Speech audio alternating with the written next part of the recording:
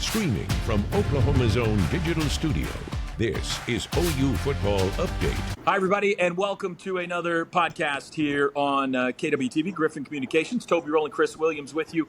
Every midweek, we recap the Brent Venables press conference, and a big one this week as the Sooners are getting set for the Michigan Wolverines' first trip ever from Michigan to Norman. Marquee matchup, blue bloods collide, all that stuff. Maize and blue, crimson and cream. Chris, this is going to be fun. Yeah, you're getting me fired up right now. And Brent was getting me fired up this morning talking about it and all the history behind it, too. So, oh, baby. But you were there. You were in Norman at his presser today, and Ben Arbuckle was there as well. What were your big takeaways? Well, first off, I love that we get to hear from both Brent Venables and Ben Arbuckle every week, at least every week so far. Big takeaways, they feel good about where they are. Well, let's start with Arbuckle, talking about that offense. The run game came up. He didn't seem too concerned. He didn't put it all on the offensive line either. He said there were times the perimeter blocking let them down, that the running backs weren't hitting the right holes. But it felt like he is not sounding the alarm at all. Like he feels like, okay, that group can figure it out and figure it out coming into this Saturday.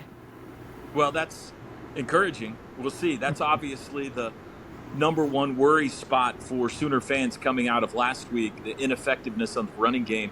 There's also all kinds of questions around Jaydn, and it sounded like Brent Venables feels like he may have a bigger role this week, right? Yeah, both Venables and Arbuckle. Brent was talking about how he knows Ott had injuries last year, had injuries during fall camp, and said he feels like he's close to 100%.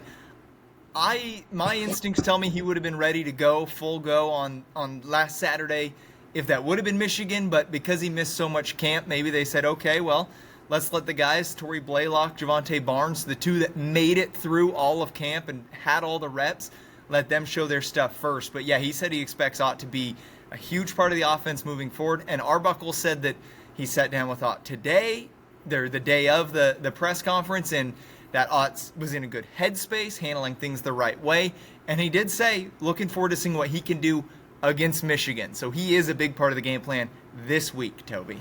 It's the great mystery early in this season. What is going on with Jaydn Ott? I tell you, if Tory Blaylock can't go, and he got dinged up and had to leave the game last week against Illinois State, they're going to need some help there at running back. So hopefully this is the week that we get introduced to what Jaydn Ott is capable of.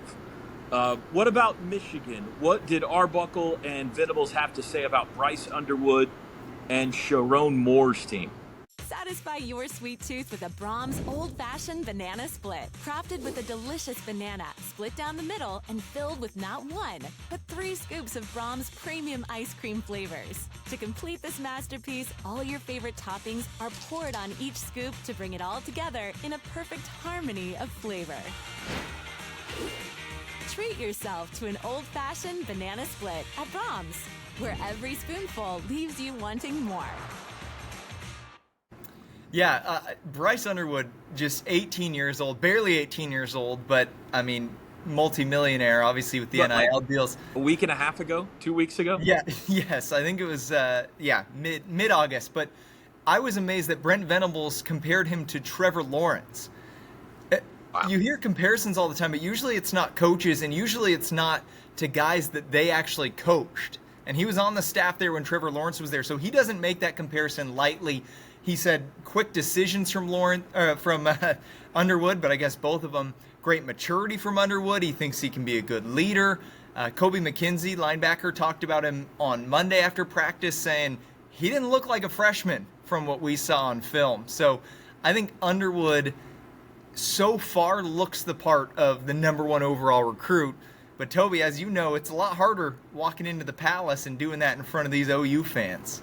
Yeah, well, and doing it against a Brent Venables defense. I think that's the most interesting matchup of the night Saturday will be, can Oklahoma slow down Michigan's rushing attack? Justice Haynes had a big-time night in the opener against New Mexico. They are really good across the front on the offensive line. And if they can slow them down enough to put them in some obvious passing situations, some third and longs, and you force the freshman, as talented as he is, to try to figure out what he's looking at, where's the pressure coming from, that's where Venables is at his best, when he can try to confuse a quarterback.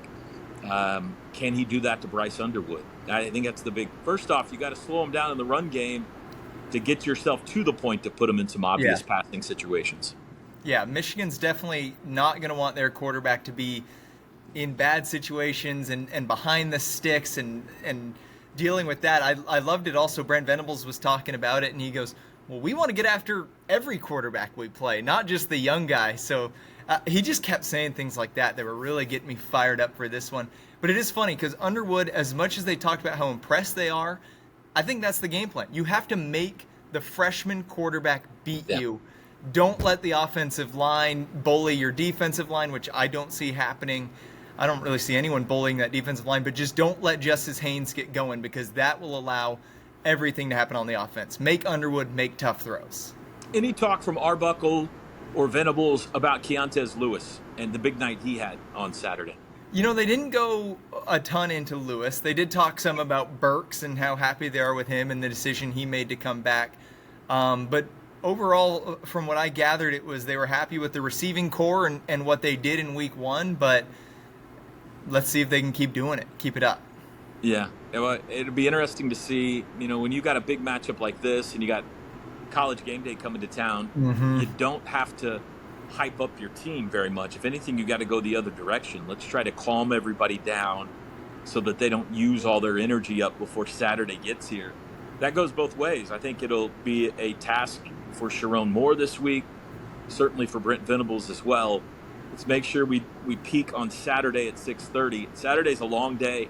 When you got game day in the morning and you don't play all day and everybody else is playing, especially if you are just hyped all week long. So it's going to be an interesting week psychologically for these two head coaches to try to keep the temperature down a little bit in their locker rooms. Yeah, but these are the types of games, Toby, that the great teams continuously are able to go win. And Brent Venables touched on that today as well, that there's all the hoopla and it's a big game, but this is when you need those stars to shine. This is when you need John Mateer to step up. This is when you need guys like Kip Lewis on that defense to step up and play the way they can. Don't get caught up in everything else that's happening. Arbuckle, I would think he was pretty pleased with what he saw after watching the film from his quarterback against Illinois State. Yeah, definitely. He just felt like Mateer.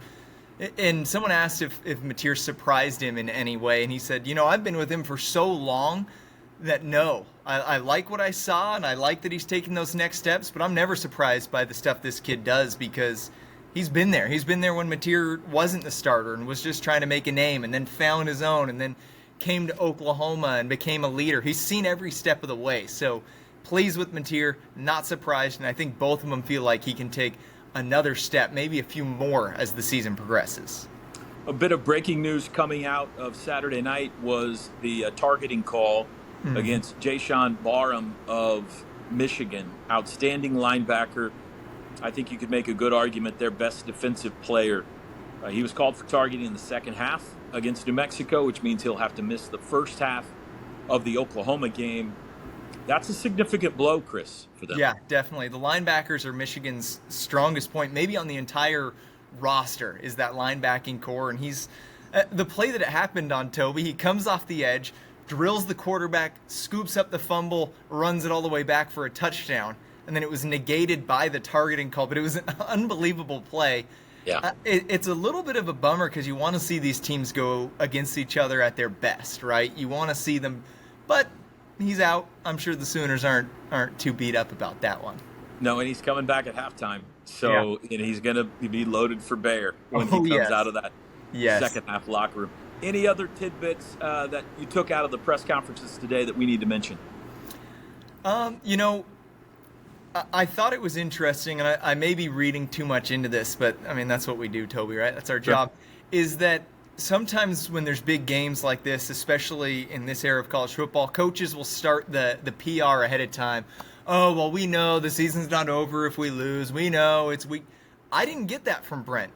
Not very much. I mean, when he talked about it, it was mostly, we know how much this win could propel our team. We know how much this win could do for our fan base.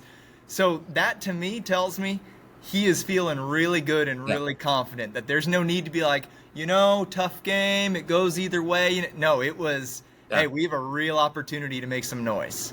I mean, the reality is you can overcome a loss Saturday. In this day and age, and with the schedule Oklahoma has, they could probably lose 3 games we've talked about all year and still have a shot at the college football playoff. And a loss to a really good Michigan team is not going to kill you. But he's right.